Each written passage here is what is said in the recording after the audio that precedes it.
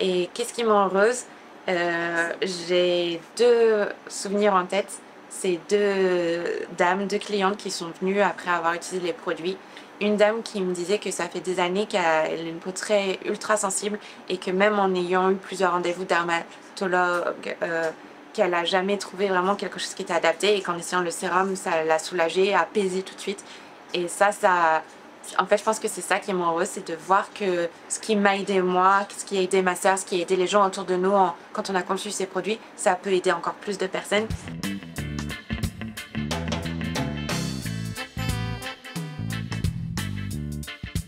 Naomi, bonjour. Bonjour. Naomi, tu es la fondatrice d'une start-up tech biotechnologie, on va éclaircir tout ça, qui s'appelle Nami Beauty. Première question, comment ça va? Ça va bien, et juste pour revenir, du coup, cofondatrice, puisqu'on a fondé Nami Beauty avec mon associé et sœur Nailis. D'accord, tu n'es pas là aujourd'hui. Non, pas là aujourd'hui. Euh, donc on l'a dit, Nami Beauty, c'est une entreprise de biotechnologie spécialisée dans la cosmétique. Une fois qu'on a dit ça, qu'est-ce que c'est que cette affaire? Comment t'es venu l'idée? Est-ce que tu étais passionné de biotechnologie ou de cosmétique ou des deux? Et ce que j'ai pas dit encore, c'est que c'est fait à base d'algues, de micro-algues. Micro-algues, c'est ça. Alors, qu'est-ce qu'on fait nous? On est une marque de soins dermocosmétiques, innovants, naturels et durables. Et notre mission vraiment, c'est d'offrir des soins qui soient adaptés aux peaux sensibles, sans compromettre sur la naturalité, la durabilité et l'efficacité. Et comment ça s'est un peu goupillé cette histoire? Donc moi, je suis chercheuse de formation. J'ai étudié les biotechnologies et j'ai fait un doctorat en microbiologie. Donc très rapidement, je me suis passionnée pour les microalgues, leur potentiel pour un développement plus durable, pour la santé, en cosmétique également. En fait, les microalgues, elles ont énormément de principes actifs, de molécules qu'on peut aller chercher, et il y a une diversité aussi qui est incommensurable. Et avec ça, il y a beaucoup d'applications possibles. Et moi, celle qui m'a fascinée, c'est la cosmétique, la dermocosmétique. Pourquoi? Parce qu'avec ma sœur et associée Nélis, on a toutes les deux des peaux ultra sensibles et réactives. Qu'est-ce qu'on met sous ce volet-là? On parle rougeur, irritation, picotement, tiraillement, acné, beaucoup. Et c'est un vrai défi au quotidien, on le sait. Déjà, une peau qui réagit à tout, ça peut créer un peu une perte de confiance en soi, un mal-être, mais aussi trouver des soins adaptés qui vont venir soulager ça. Et même juste pas empirer la situation, c'est assez compliqué. Et donc c'est de ce constat-là qu'on a voulu vraiment créer Nami Beauty ensemble. Donc je dirais dans un premier temps les microalgues et dans un second temps la formulation cosmétique, parce que j'ai fait beaucoup de biochimie, je me suis passionnée pour la science de la formulation cosmétique, mais j'ai voulu apporter ma petite touche qui était les microalgues que j'ai étudiées pendant plus de 8 ans. Bon, on va revenir sur les algues, mais je rebondis sur la cosmétique, qui est de la cosmétique pas cosmétique, si j'ai bien compris, mais de la cosmétique un peu de bien-être avec une fonction santé, c'est peut-être le mot est un peu fort, mais... Ah oui, c'est vrai qu'il faut en vrai faire la distinction entre santé et cosmétique, hein. Il y a vraiment deux disciplines ici. Par contre, nous, on sait que les soins cosmétiques ont vraiment leur place dans tout ce qui est bien-être.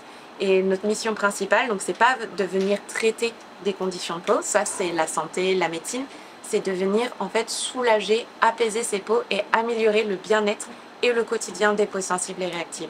Et alors qu'est-ce qu'on retrouve dans la gamme de produits, par exemple, parce que c'est uniquement pour les femmes ou il y a aussi pour les hommes? C'est hommes et femmes et vraiment toutes les peaux, mais avec cette mission, encore une fois, que les soins sont adaptés aux peaux sensibles et réactives. Mais à savoir qu'un soin qui est adapté à une peau sensible et réactive est adapté à une peau qui n'est pas sensible ou pas réactive. Et aussi, certaines personnes qui ont des peaux qui ne pensent pas sensibles peuvent être sensibilisées à certains moments de la vie. Donc c'est vraiment des soins qu'on a voulu pour tout le monde, le plus de peaux possible, et qui soient adaptés aux peaux les plus exigeantes. Donc dans la gamme, on a commencé avec notre petit produit d'appel qui est un soin des lèvres, c'est Pulp. C'est un soin qui est fruité, qui est gourmand et en fait qui vient réparer et nourrir les lèvres gercées et sèches. Ce soin, c'est le seul produit de notre gamme aujourd'hui qui a un parfum 100% naturel parce qu'on voulait que ce soit un petit plaisir encore avec cette idée de bien-être. C'est pas un produit de médecine qui vient traiter une condition de peau, c'est vraiment quelque chose qui vient apporter du réconfort, soulager immédiatement parce qu'il y a des cristaux de menthe naturels dedans qui viennent en fait rafraîchir et apaiser et qui stimulent un peu la régénération cellulaire et donc qui viennent aider avec les lèvres gercées. et on l'a appelé pulpe parce que ça nous rappelait un peu, c'est nos inspirations de l'île d'Oléron. On a grandi sur l'île d'Oléron, c'était le côté plage, le côté été, le côté fruité du soin. Et ce soin des lèvres, il contient notre extrait de Dunia-liela, qui est une microalgue qui est très riche en antioxydants protecteurs et anti-inflammatoires. Donc c'est la gamme des labello. Je dois confesser que je ne suis pas un expert des produits cosmétiques, donc tu me reprends quand tu veux. Oui. C'est la gamme des labello, c'est ça? Alors ça va être dans la même gamme, ce qu'on appelle un baume, c'est-à-dire que c'est une formule qui ne contient pas d'eau. Donc ça va venir vraiment nourrir, ça va venir réparer. Par contre, ça ne va pas apporter d'hydratation et c'est là où les gens, des fois, ils ont...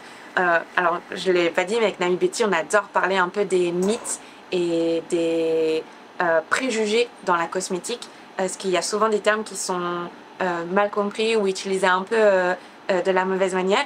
Et ce qui est intéressant avec les soins des lèvres, c'est que ces baumes, souvent on a l'impression qu'ils viennent hydrater les lèvres et c'est pas vrai. Un baume par définition, il est anhydre, donc il ne contient pas d'eau. Par contre, ça vient nourrir, ça vient empêcher l'eau de s'échapper de la barrière cutanée, ça vient nourrir, réparer, protéger. Et là où c'est pour ça que nous on a voulu développer une gamme, c'est que ce soin, on peut créer une super synergie avec notre sérum hydratant apaisant. C'est-à-dire que nous, ce qu'on recommande, c'est de venir appliquer le sérum ou n'importe quelle crème hydratante en dessous pour apporter l'eau et après de verrouiller cette eau et de venir protéger, nourrir et réparer grâce à notre soin des lèvres. Bon. J'ai parlé un peu beaucoup pour un soin des lèvres. Oui, c'est moi qui t'ai relancé. Mais en même temps, c'était le produit d'appel, si j'ai compris, le produit un peu emblématique. Donc c'est le premier soin qu'on a créé. Les gens sont assez surpris à la première application parce qu'il y a donc ce côté rafraîchissant. Les cristaux de menthe viennent chauffer les lèvres pendant 5-10 minutes. C'est un peu comme les baumes en fait qui viennent soulager les douleurs musculaires.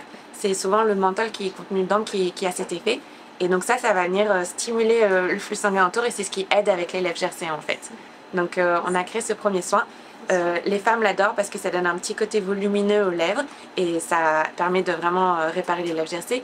Mais les hommes l'adorent parce qu'il est rafraîchissant. Donc il y a bien cette dimension un peu soin et cosmétique. Exactement. Et il y a ce côté donc cosmétique pour prendre soin de la peau, mais également bien-être avec le parfum, avec le côté rafraîchissant, apaisant immédiatement. Donc baume à lèvres. Crème pour le visage peut-être? Alors voilà, notre deuxième produit, c'est le sérum écume. C'est un sérum hydratant apaisant pour lequel on a vraiment fait les tests d'efficacité parce que c'était vraiment le produit qu'on voulait offrir aux peaux les plus, encore une fois, sensibles, réactives et exigeantes.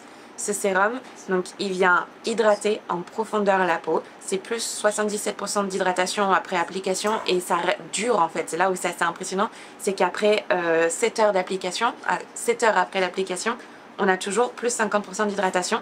Et là où nous on l'a conçu et c'était vraiment ce qu'on essayait de faire, c'est que en fait c'est pas une crème épaisse. Souvent les gens dans leur tête, dans notre pensée commune, on pense que plus c'est lourd la crème, plus ça va hydrater.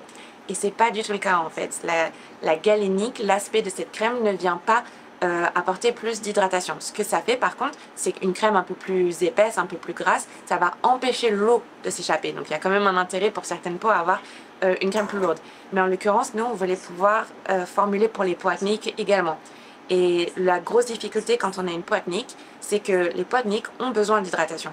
Mais la plupart des crèmes hydratantes sont trop lourdes pour les peaux acnéiques. Ça vient boucher en fait les pores, ça empêche la peau de respirer et ça crée des problèmes. Ça peut amplifier l'inflammation cutanée due à l'acné et le nombre de boutons en fait. Et nous, c'est un problème qu'on a eu pendant des années. Donc on a conçu ce soin pour qu'il puisse hydrater en profondeur sans empêcher la barrière cutanée de respirer parce que c'est un lait qui est très léger, qui s'absorbe rapidement et qui laisse un voile très doux sur la peau. Pourquoi? Parce que dedans on a sélectionné des actifs, encore une fois naturels, qui viennent apaiser les peaux. Tout a été réfléchi pour que la synergie d'ingrédients vienne apaiser les rougeurs, apaiser l'inflammation, hydrater et permettre à la barrière cutanée d'être rééquilibrée et renforcée. Parole de scientifique. Oui, en fait, quand j'ai conçu les soins, ce qui s'est passé, c'est donc moi j'en étais au point où en essayant de traiter mon acné, j'ai empiré la situation et j'en suis arrivée à un point où ma barrière cutanée était complètement endommagée, brûlée par des soins qui n'étaient pas adaptés. Ça m'a pris 1 an, 2 ans à vraiment essayer de récupérer une peau où quand je mettais une crème, ça me brûlait plus, ça picotait plus. Et donc j'ai été tellement un peu désespérée et un peu paniquée par ce qui se passait que j'ai décidé de tout arrêter et je me suis tournée vers la science comme je suis scientifique. Je me suis dit ok, on va faire des recherches, on va essayer de comprendre qu'est-ce qui se passe, pourquoi la peau réagit comme ça, qu'est-ce qui fait qu'une peau, une barrière cutanée peut être endommagée, qu'est-ce qui vient aider grâce à la médecine chinoise par exemple ou la médecine asiatique, qu'est-ce qu'on utilise dans certains pays pour soulager ces maux de peau.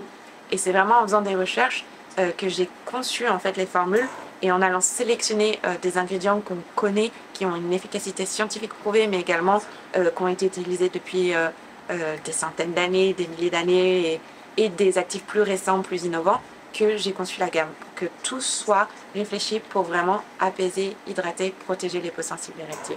Et donc, vous avez naturellement été conduite vers les algues, c'est ça? C'est ça, parce que donc moi, en parallèle, je faisais mon doctorat sur les microalgues et j'explorais le potentiel vraiment infini des microalgues.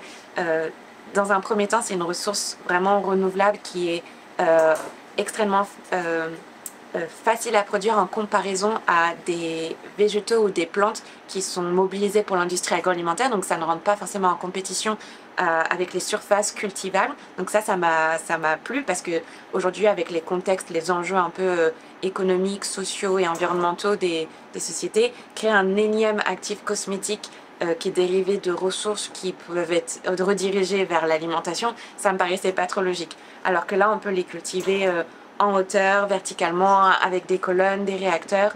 Elles sont très faciles. Elles ont un rendement de productivité qui est assez important, donc facile à produire. Et surtout, elles peuvent contribuer aux solutions de zéro déchet, de décarbonation, de dépollution. Donc, pas pour dire que les microalgues c'est la solution, hein, parce qu'on a entendu ça pendant des années et c'est pas vrai. C'est une des solutions qui peuvent vraiment venir aider à contribuer à ces enjeux, encore une fois, économiques, environnementaux et sociaux. Mais moi, c'est la solution qui m'a séduite. Et donc, j'ai décidé d'explorer ça pour le côté développement durable et après pour le côté santé cosmétique parce qu'elles ont des molécules, des composants qui sont vraiment applicables et qui ont de nombreux bienfaits en dermocosmétique. C'est ça qui m'a passionnée. Et donc, on parle d'algues au singulier ou on parle de différentes variétés d'algues qui composent la gamme de produits? C'est aussi l'une des choses qui est extraordinaire avec les microalgues, c'est leur diversité. Leur biodiversité, elle est énorme. Je crois qu'on estime qu'aujourd'hui, on connaît, je ne sais pas si c'est 0,2 ou 2% de la biodiversité des microalgues. Et on est capable d'en cultiver qu'une infime partie. Donc c'est assez impressionnant, on découvre des nouvelles souches de microalgues chaque jour. Et au-delà du nombre d'espèces de souches de microalgues, une même souche peut produire toute une variété de molécules en fonction des conditions dans lesquelles elle est cultivée, dans lesquelles on la fait pousser en fait. Et c'est ça aussi qui est assez exceptionnel avec les microalgues.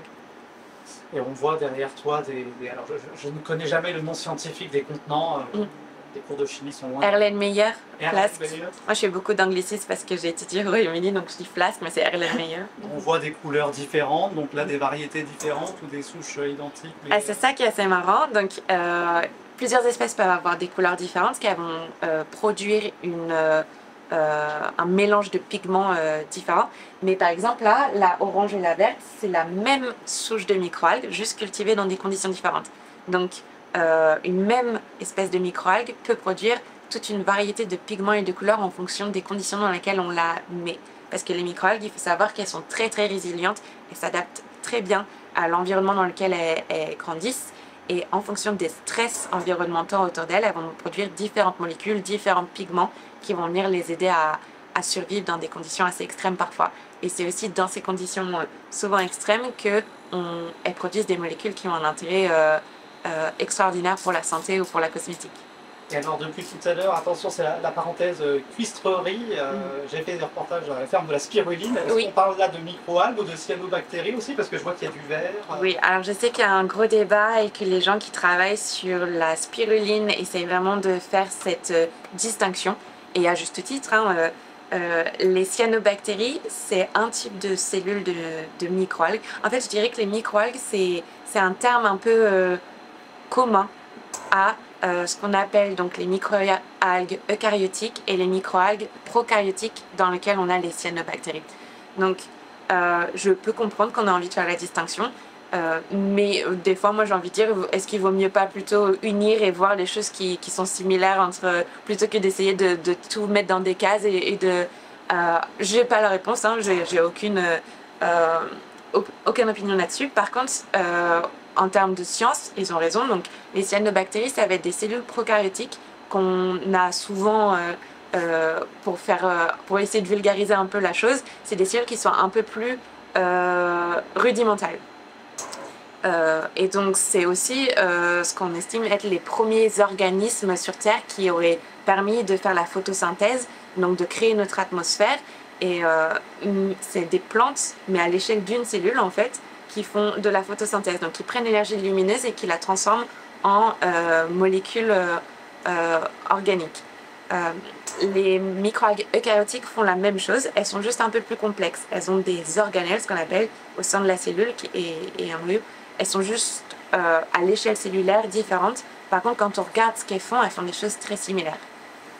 Bon, on sent que la passion pour la biologie est oui, quand même très présente. Mais en même temps, la question est invitée. Quand je parle microalgues, je m'arrête pas. Et c'est pour ça aussi c'est assez difficile des fois d'essayer de vulgariser. Mais c'est très important parce que ça ne sert à rien de comprendre des termes compliqués si on ne sait pas les expliquer de manière assez simple. Donc j'espère que j'ai été plutôt claire. C'est très clair. Et pour l'usager final, microalgues, cyanobactéries, ça ne change pas grand-chose. Et puis si on veut en savoir plus, au contraire, c'est un prétexte pour aller pousser la porte de la ferme de la spiruline ou du laboratoire de Nani Biotique. C'est quand même important en fonction de l'application. C'est vrai que le côté cyanobactéries fait que souvent elles n'ont pas ce qu'on appelle un mur cellulaire en fait autour de la cellule, ce qui font qu'elles sont plus faciles à être digérées.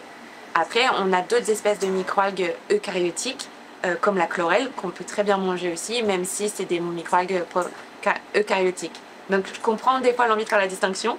Pour moi, je les trouve extraordinaires dans les deux cas. Donc j'ai travaillé sur les deux et j'aime les cyanobactéries et les microalgues eucaryotiques.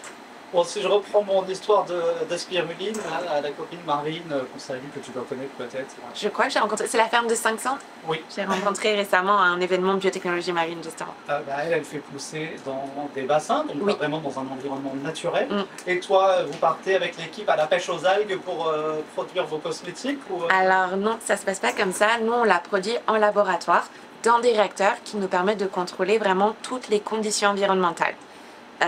Alors les pentes c'est génial, hein, c'est super, mais c'est aussi très limitant en termes de souches qu'on peut cultiver parce qu'on les cultive justement à l'air libre et souvent il y a des contaminations qui sont possibles dans ces cultures à moins de travailler avec des souches comme la spiruline ou d'autres souches qui sont capables de pousser dans des conditions très extrêmes qui font que ça empêche les contaminations extérieures. Nous on travaille avec des souches très fragiles qui ont besoin d'être vraiment coucounées, bichotées, qui ont un besoin d'attention plus poussé. Et ça, on n'a pas le choix que de contrôler vraiment parfaitement toutes les conditions de l'environnement. Et donc, c'est pas possible en bassin ouvert, même si j'adore cette méthode de culture aussi. Mais pour nous, notre application, comme on va vraiment chercher une biomasse de qualité cosmétique, sans contaminants, et qui produit exactement les molécules, les principes actifs qui ont des bienfaits dermatologiques, on doit pouvoir contrôler toutes les conditions toute l'année en permanence. Et c'est là que les réacteurs sont un peu notre mode de culture de choix et de prédilection. Justement, tu vas parler de réacteur, on est un peu au cœur du réacteur ici. C'est là que tout se passe finalement. Oui, tous exactement. Les gens qui ont testé, ils ont été produits ici. Et ici, ils ont été conçus, développés, testés, produits ici. Bon, même si il y a plein de sciences qui se fait en collaboration aussi avec des équipes de recherche, des laboratoires privés à côté. Mais c'est là que tout un peu prend... C'est là que les racines ont poussé. C'est vraiment au sein de ce laboratoire. Alors on a du mal, moi je vois là, face à moi un tube tout vert, on n'a pas l'impression qu'il y a de la matière dedans, que c'est de l'eau un peu verdâtre. Oui.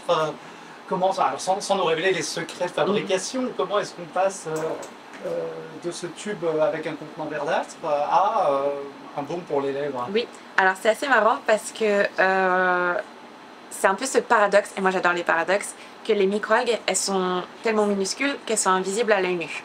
Pour autant, les microalgues, on peut les voir à l'échelle des satellites. C'est un peu des fois les photos qu'on voit dans les océans avec des nuages blancs. Ça, c'est un type de microalgue, celui que j'ai étudié pendant ma thèse par exemple, qui cause ces nuages. Des fois, on voit des blooms gigantesques bleues dans les lacs, roses dans les marais salins. Ça, c'est des microalgues. Donc, invisibles à l'œil nu, on ne peut pas voir une microalgue à l'œil nu, il faut prendre un microscope pour pouvoir voir ça. Pour autant, elles ont un impact énorme sur nos écosystèmes, sur notre planète. Et en fait, elles sont, donc parce qu'elles sont invisibles à l'œil nu, on ne peut pas vraiment dessiner une microalgue à moins qu'on la dessine sous sa forme microscopique. Mais elles sont en suspension en fait, dans du liquide souvent. On peut les produire ici, nous on le fait sur des gels, donc là c'est plus solide, mais la plupart du temps elles sont dans un liquide, dans la mer, dans les lacs.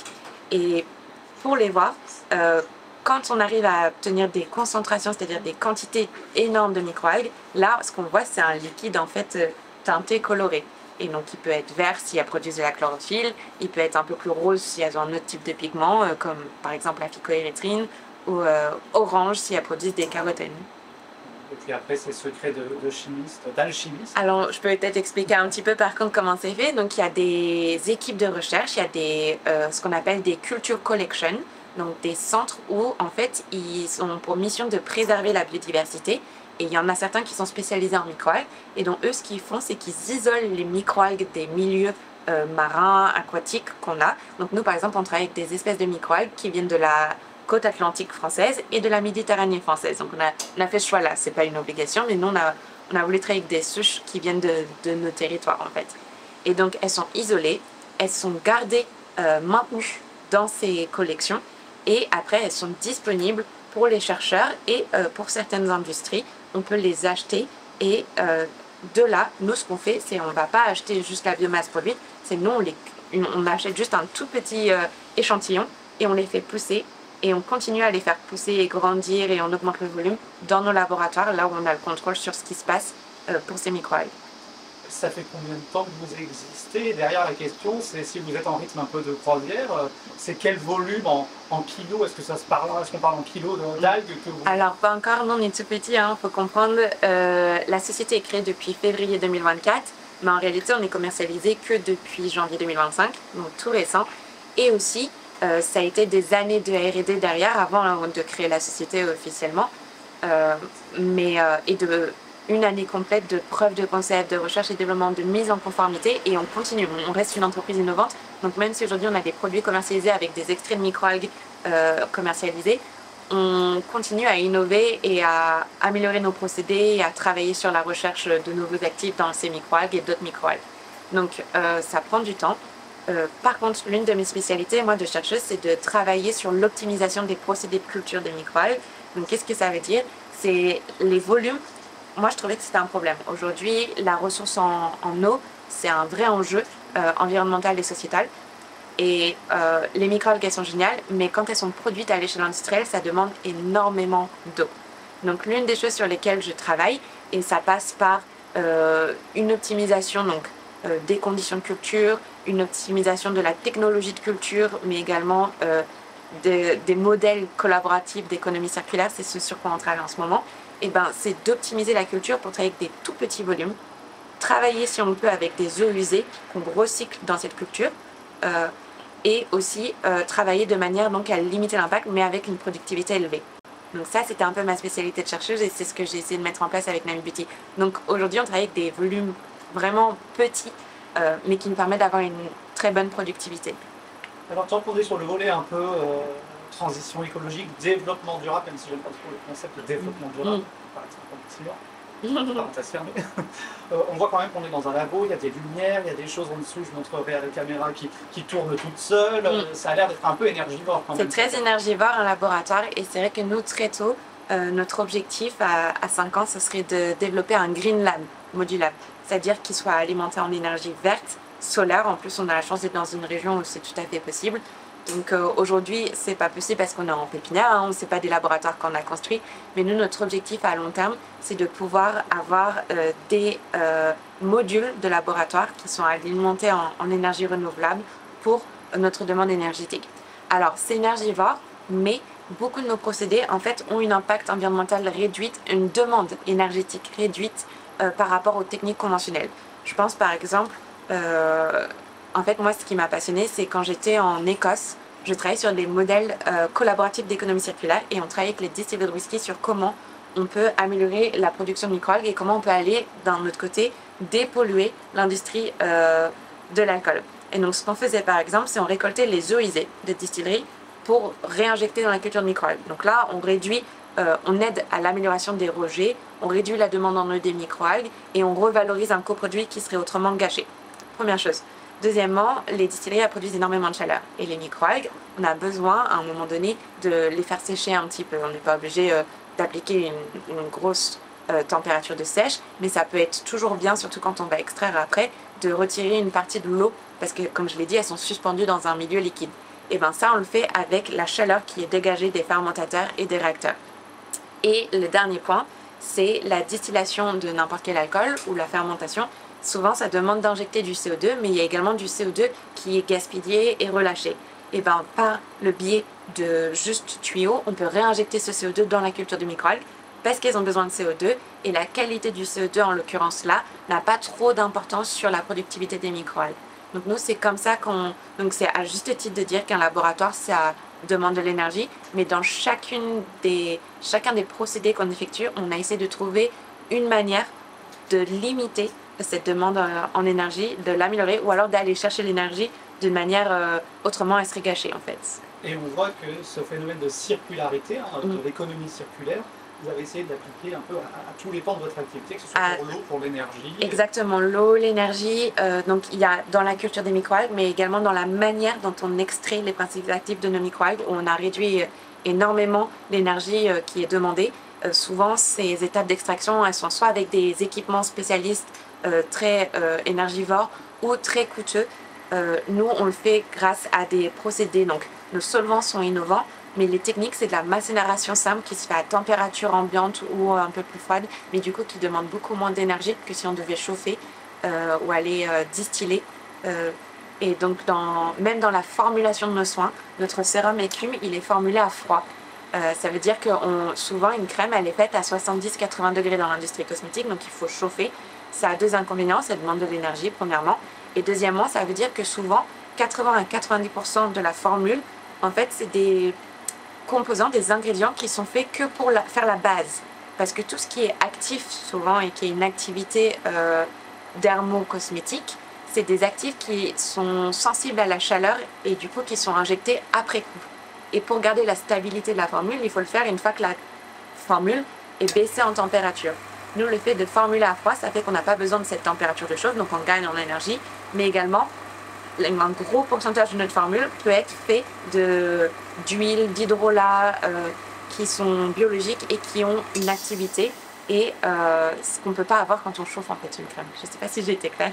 Si, mais on sent que tu repars à la passion de la biologie. Oui, de la science en général. Hein. Parce que c'est vrai que même notre soin des lèvres qui est un baume, ça veut dire qu'on doit faire fondre des beurres, des cires et qu'on doit les mélanger avec des huiles. Ça demande de l'énergie. Nous, on a sélectionné des huiles, des beurres et des cires qui nous permettent de travailler 20 degrés en dessous de la température normale de chauffe d'un baume. Parce que c'était, encore une fois, on a essayé de penser à tout ça en fait. Et là, on voit qu'en plus ça rentre dans l'économie circulaire, il y a aussi le phénomène d'éco-conception. On voit, Naomi, dès qu'on parle un peu de biologie, de science en général, tu pars tête baissée, on sent que c'est ta passion. J'ai compris que tu avais commencé tes études du côté de La Rochelle, que tu es partie en Écosse et là, tu as fait ton doctorat. Exactement. Et je te retrouve aujourd'hui dans une pépinière dédiée aux biotechnologies, au numérique à La Rochelle. On revient toujours à ses racines. Je pense qu'il y a un peu de ça. Il y a aussi toute l'inspiration du projet, c'est les océans, c'est notre enfance avec ma soeur sur l'île d'Oléron. Donc c'était aussi logique que le projet se développe à l'endroit qu'il a inspiré. Mais il y a également en fait un écosystème très riche sur le territoire de La Rochelle, que ce soit dans tout ce qui est de ce qu'on a parlé un peu, les stratégies zéro carbone, les enjeux un peu de développement durable, toutes ces choses-là. Il y a une vraie ligne directrice, une vraie volonté de la part du territoire d'aller dans cette direction, donc des opportunités pour les entrepreneurs comme nous qui ont ces engagements-là et qui ont envie d'expérimenter sur ces problématiques et d'innover sur ces problématiques. Donc ça, c'était la première chose. Mais il y a également tout un écosystème de structures d'accompagnement qui s'est développé parce que La Rochelle a fait comme priorité de soutenir l'innovation et l'entrepreneuriat. Et ça, c'est génial. La Rochelle Université, d'autant plus avec son pôle universitaire d'innovation, on a des structures comme les technopoles qui vraiment incubent, accélèrent les projets innovants. Et très récemment, on a également rejoint le village Baïséa de La Rochelle. Et c'est vrai que c'est un écosystème qui vient catalyser tous les projets innovants, entrepreneuriaux qui sont, je ne sais pas si c'est dit entrepreneuriaux, qui sont sur le territoire. Et nous, on a eu cette chance de pouvoir bénéficier de cet élan vraiment et de cet accompagnement. Et c'est ce qui fait qu'aujourd'hui, Nami Beauty a son propre laboratoire. Et c'était inconcevable il y a quelques mois quand on a créé la société. On ne se disait pas qu'on serait ici aujourd'hui. Et puis, on a vu que tu es une femme de science, je le redis, et que de toute façon, par nécessité, j'avais une entreprise de biotechnologie, il faut faire de la recherche, et que d'être dans un écosystème où j'ai cru comprendre quand même que sur ce qui a trait à la biologie marine, La Rochelle était assez en pointe. Alors, est-ce que c'est une vue de mon esprit, ou est-ce que toi, tu confirmes que dans le milieu... Non, moi, je pense que c'est réel. J'ai fait partie des premiers étudiants qui ont pu bénéficier des masters spécialisés biotechnologie marine qui avaient une ouverture sur l'international et j'en suis très reconnaissante puisqu'après ça je suis partie vivre 5 ans à l'international, donc comme quoi ça a vraiment du sens et ça permet vraiment ce que c'est censé ouvrir comme porte. Maintenant, les biotechnologies c'est un milieu qui est quand même assez récent et donc qui peut parfois être compliqué quand on sort de master, de doctorat. On n'a pas toujours les postes, les jobs qui nous semblent intéressants, ou alors il faut s'expatrier, ou alors il faut bouger, ou alors ça prend du temps. Et donc, moi j'ai décidé de créer mon job de rêve en créant Nami Beauty, et je me suis dit, quitte à créer son job de rêve et à être heureuse d'aller au travail tous les jours, autant le faire aussi dans un endroit qui me plaît, et c'était La Rochelle. Et en plus, tu contribues finalement au développement économique du territoire, puisque tu me disais hors caméra que tu venais de recruter, ça y est, la première salariée de Nami Beauty, et plein de filles qui s'agitent. C'est une équipe de filles, quand même, Nami Beauty. Oui, alors on a un garçon qui arrive bientôt, c'est pas fait exprès, mais c'est vrai il y a, je pense, beaucoup de filles, d'étudiantes qui sont passionnées par tout ce qui est biologie marine, biotechnologie aujourd'hui, la santé également. Et donc, on a un beau ratio de filles en ce moment au sein de l'entreprise, mais on n'est pas fermé à accueillir des hommes aussi, des jeunes hommes et des garçons. Donc, la question c'était la boucle de l'emploi sur le territoire et dans une... Alors, on espère, c'est vraiment l'ambition, et surtout, c'est assez marrant aujourd'hui que j'ai mes premiers enseignants, chercheurs, maîtres de stage qui m'ont offert mes premiers stages, qui m'envoient leurs étudiantes aujourd'hui en stage dans l'entreprise. Ça, pour moi, c'est génial. La Rochelle Université, le territoire nous a tellement donné qu'on est très très heureuse de pouvoir le rendre à notre échelle, parce qu'on est encore petit, mais ça fait très plaisir. Et oui, notre première salariée, Chloé, aujourd'hui, c'est une alternante de La Rochelle Université. Et ça, on en est très contente parce que c'était, je pense, l'une des victoires qu'on avait vraiment envie de célébrer, c'était de pouvoir créer des opportunités pour d'autres personnes, d'autres étudiants. Si Chloé est d'accord, on pourra lui poser des questions. Je pense qu'elle était d'accord. Avant les deux dernières questions traditionnelles des Pandards, où est-ce qu'on retrouve les produits cosmétiques de Nami Beauty? Alors aujourd'hui, Nami Beauty, c'est commercialisé sur notre site internet principalement. On a notre e-shop en ligne. On travaille justement avec une entreprise rochelaise de marketing digital sur ça. On travaille vraiment que avec des acteurs locaux. Donc c'est la première vitrine en fait, c'est là où les gens peuvent aller acheter sur notre site internet. On est aujourd'hui en négociation avec des pharmacies, des parapharmacies, donc on espère que c'est un levier qui va s'actionner assez rapidement. Et on organise souvent des salons, des pop-up stores, parce qu'on n'a pas encore de point de vente physique. On est commercialisé que depuis 2 mois et demi là, donc, mais on organise des pop-up stores sur La Rochelle principalement, parce que c'est une demande qui a été faite de la communauté rochelaise et qu'on adore aller à la rencontre des personnes, de présenter nos produits et notre histoire. Et donc le prochain, c'est le 31 mai aux Herbes Folles sur La Rochelle. D'accord. Voilà. Bon les gens, si vous pensez que vous allez juste acheter un baume aux lèvres, à mon avis c'est raté. Si vous tombez sur le numéro 1000, vous allez prendre des cours de science. C'est très bien. Je vais essayer de pas trop dévaler ma science. Non. Je voulais pas dire qu'elle était soporifique, je veux dire que c'est passionnant et qu'on pourrait dire que c'est pas, un acte marchand uniquement quand on se tourne vers Nami Beauty. C'est plus que ça et franchement non, et c'est vraiment venu de nos histoires, donc professionnelles oui, j'y ai mis mon expertise scientifique, mais surtout personnelle. On a vécu ces mal-être de peau et notre première mission, c'est de pouvoir venir apaiser et soulager les personnes qui vivent la même chose que nous on a vécu. Avant la dernière question, l'avant-dernière, est-ce qu'il y a quelque chose d'important qu'on n'aurait pas dit ou un message que tu aimerais faire passer?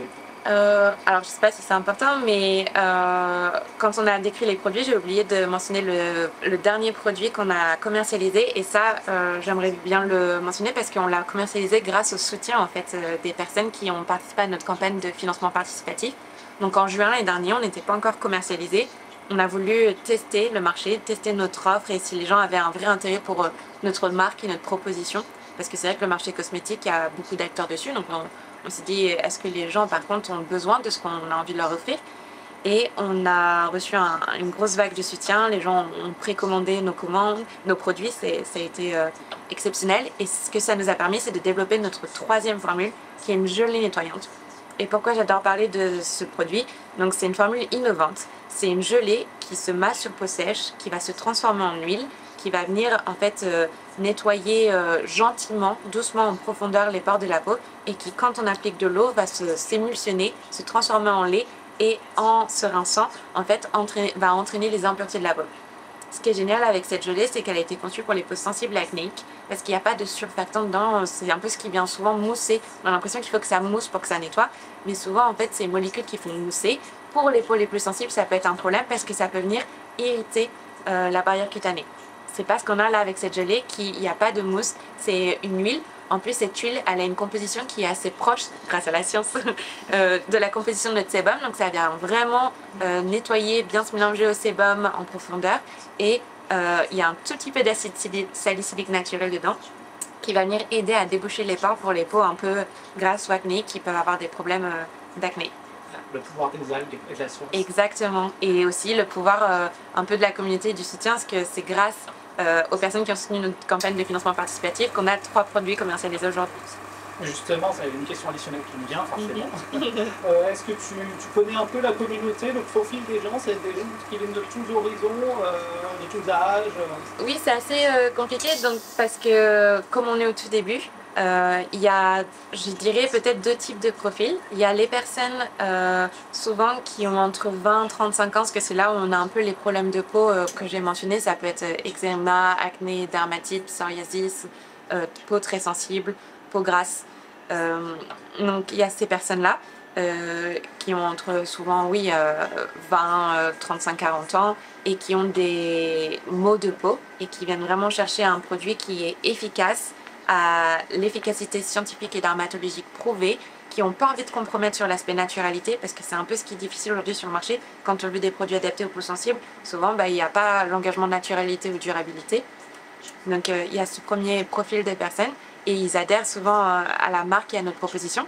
Et il y a le deuxième profil où c'est des personnes qui sont vraiment engagées sur le côté volet éco-responsable, durabilité, naturalité, et du coup ils sont séduits par le fait que nous, alors c'était pas notre mission, hein, on n'a pas dit on est une marque de cosmétiques naturels, on est une marque pour les peaux sensibles et réactives, mais la naturalité c'était une évidence, la durabilité c'était important que ce soit l'une de nos axes prioritaires de développement. Et donc, il y a ces personnes-là qui adhèrent plus aux engagements et à la marque. Ça bip, peut-être que c'est prêt. Alors, je me dépêche pour la dernière question. Je te fais l'offense de te la poser. Qu'est-ce qui te rend heureuse, toi, dans la vie? Je te fais l'offense parce que j'ai l'impression que d'être là et de parler de ton métier. Je pense qu'on se pose beaucoup la question quand on est entrepreneur, parce que l'entrepreneuriat, c'est la chose la plus difficile que j'ai jamais faite, on va pas se mentir. Mais c'est aussi, pour la première fois de ma vie, je sais ce que je veux faire et c'est ça à 100%. Et qu'est-ce qui me rend heureuse? J'ai 2 souvenirs en tête. C'est 2 dames, 2 clientes qui sont venues après avoir utilisé les produits. Une dame qui me disait que ça fait des années qu'elle a une peau très ultra sensible et que même en ayant eu plusieurs rendez-vous dermatologue, qu'elle n'a jamais trouvé vraiment quelque chose qui était adapté et qu'en essayant le sérum, ça l'a soulagée, apaisée tout de suite. Et ça, en fait, je pense que c'est ça qui est mon heureuse, c'est de voir que ce qui m'a aidé moi, ce qui a aidé ma soeur, ce qui a aidé les gens autour de nous quand on a conçu ces produits, ça peut aider encore plus de personnes. Et le deuxième souvenir, c'est un peu similaire, C'est la petite copine de notre développeur qui a testé nos produits et qui a une peau un peu acnéique comme moi j'avais, avec parfois des crises d'inflammation où ça peut vraiment monter sur le haut des joues, et je me souviens avoir la même chose. Et pareil, elle a testé notre sérum et elle a dit que instantanément et sur la durée, ça lui a apporté du réconfort. Moi, je pense que c'est ça vraiment qui me rend heureuse, c'est de voir que le produit, on peut venir soulager, contribuer au bien-être d'autres personnes avec ça. C'était la mission, et je suis heureuse de pouvoir le faire aujourd'hui. Tout ce que je veux, c'est pouvoir continuer à le faire, vraiment. C'est exactement ce que j'allais dire, sa mission accomplie, quoi. Je sais pas si c'est accompli, parce qu'on veut pouvoir toucher encore plus de personnes, mais c'est définitivement en bonne voie. Bon, et peut-être dans l'avenir un partenariat entre Nami Beauty et des maltes écossais. Oui. Non. Alors aujourd'hui, c'est vrai que j'en ai pas trop parlé, mais on s'est inspiré de ce modèle avec lesquels j'ai travaillé avec les distilleries écossaises pour travailler aujourd'hui avec les brasseries françaises. Donc on a des partenaires brasseurs de La Rochelle qui sont très engagés sur le zéro déchet et qui sont intéressés pour des solutions qui vont venir revaloriser les coproduits qui seraient autrement gâchés. Et on travaille avec eux sur la culture de nos microalgues à partir de l'idée de brasserie. Je voulais faire une blague et non, il y a toujours une réponse pertinente, réfléchie. Super. On essaie d'innover sur tous les aspects possibles du projet. Donc, bon, eh ben, merci beaucoup pour ton temps. Merci. Chloé, bonjour. Bonjour. Toi, tu as rejoint Nami Beauty il y a quelques semaines. Non, moi c'est il y a quelques mois, depuis septembre 2024, en contrat d'alternance pendant 1 an. Et tu es aujourd'hui la première salariée. Exactement. De l'entreprise. Oui. Comment est-ce que tu es arrivée toi, dans cette structure? Je recherchais du coup pour ma 3e année une alternance, et une de nos profs nous a envoyé sa demande d'alternance, donc j'ai de suite postulé. D'un côté ça m'intéressait, et je voulais voir autre chose que le médical, parce que je suis en dernière année de BUT génie biologique, mais parcours biologie médicale, donc je n'ai pas du tout vu le côté cosmétique. Donc j'ai de suite postulé et on a fait un petit entretien, donc on a de suite accroché un peu, on va dire, et on a toutes les deux aussi un côté, un rapport avec la mer, l'océan, tout ça. J'adore cet environnement, et dans le sens où juste avant le BUT, j'avais également postulé sur Parcoursup pour un BUT je sais plus trop le nom, mais c'est au niveau de l'aquaculture, des trucs comme ça. Donc on a de suite un peu accroché, et moi je m'intéressais aussi d'un côté du coup aux microalgues et tout, donc je suis attirée comme ça. Ah, ça a été un double coup de foudre, si je puis dire, à la fois pour la matière et puis pour, ouais, exactement. pour la personne. Voilà. Et quel est ton rôle, toi ici? Moi, mon rôle au sein de Nami Beauty, je suis technicienne R&D, donc recherche et développement. Donc moi, je vais plutôt m'occuper de tout ce qui est suivi de culture, donc des microalgues, et d'un côté tout ce qui est microbiologie, on les observe au microscope, et tout le suivi d'expérimentation. Comme elle a pu le dire juste avant, on a un projet partenaire avec des brasseurs. Et moi, c'est mon projet actuel pour mon alternance également. Donc, à côté de ça, je fais mes petites expérimentations sur la bière, etc. En général. D'accord. Donc, tu n'as pas fini tes études, tu poursuis? Non. C'est en réflexion, en réflexion. Un peu en réflexion, mais là, mon année, je la finis en juin. Pour le moment, je ne compte pas continuer derrière. D'accord. Bah oui, il faut que tu t'occupes des algues. Des petits bébés, oui, c'est ça. Et alors, il y a une technique pour les faire pousser, tu leur chantes des trucs, tu leur sais. Ouais, oui, avant de partir le soir, je leur chante une petite chanson. Non, oui, on fait le suivi tous les jours, voir si tous les paramètres vitaux pour les microalgues sont optimales. Et on les nourrit via différentes solutions. Voilà. Bon, en fait, tu es l'agricultrice de la bande. Mais c'est ça, exactement. Tu ne touches pas aux fabrications cosmétiques? Non, pas pour le moment.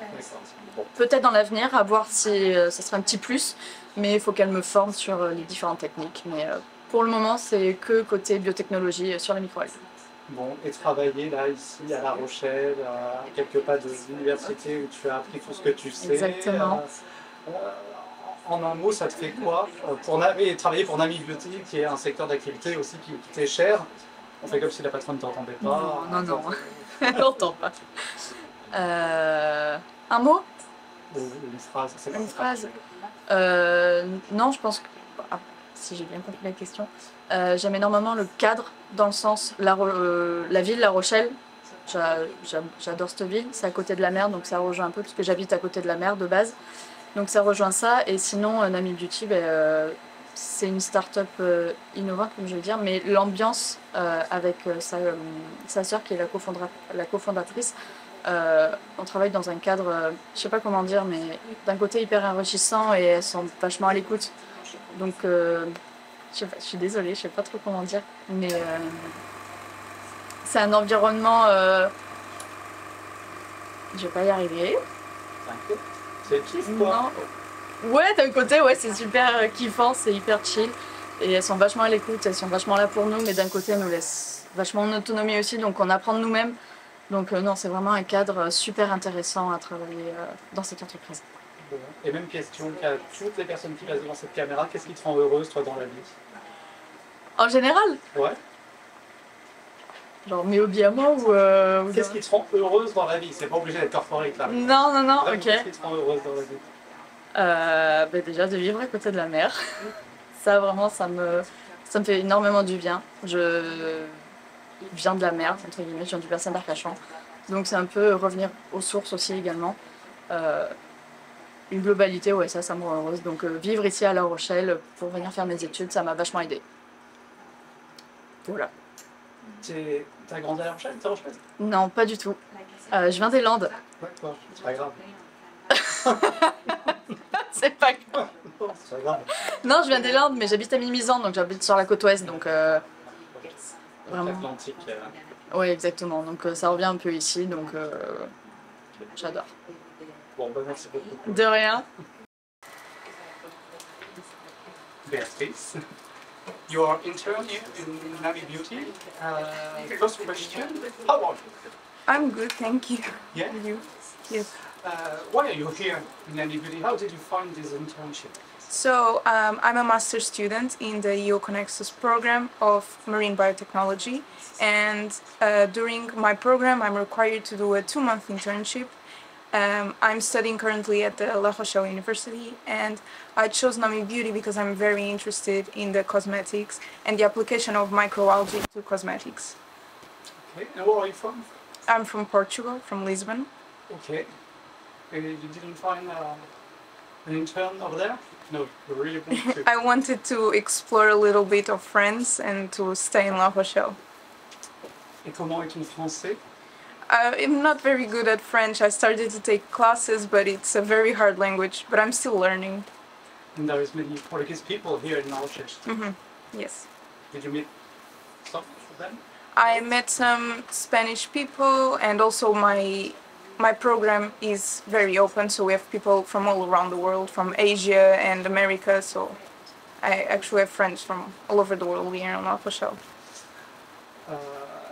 The question, what is your job here in Nami Beauty? So here I'm mostly helping with routine tasks like counting the cells and monitoring the growth of the algae, understanding if all the parameters are good in the photobioreactors, and also doing some experiments. That's all. And do you know what you want to do next? As a job. I'm still exploring some opportunities, but either I'm going to stay in the cosmetics field with microalgae, or exploring more of the sustainability and marine biology field. So this is the right place. Yes. And last question, the usual for les pendants roux, my media. What makes you feel happy in life? Really the sustainability and to help the world to combat the climate change and help the world be a better place and help nature. Thank you. Thank you.